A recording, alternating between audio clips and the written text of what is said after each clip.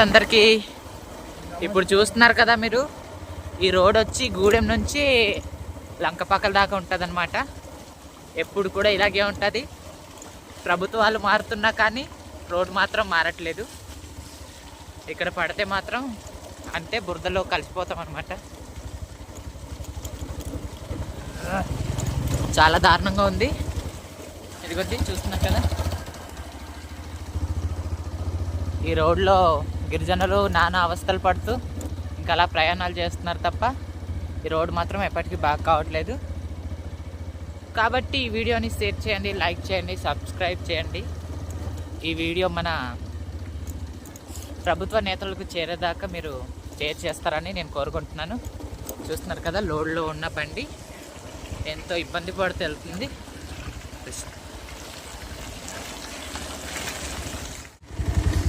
గత 5 సంవత్సరాలకి రోడ్డు మాత్రం ఇలాగే ఉంది ఫ్రెండ్స్.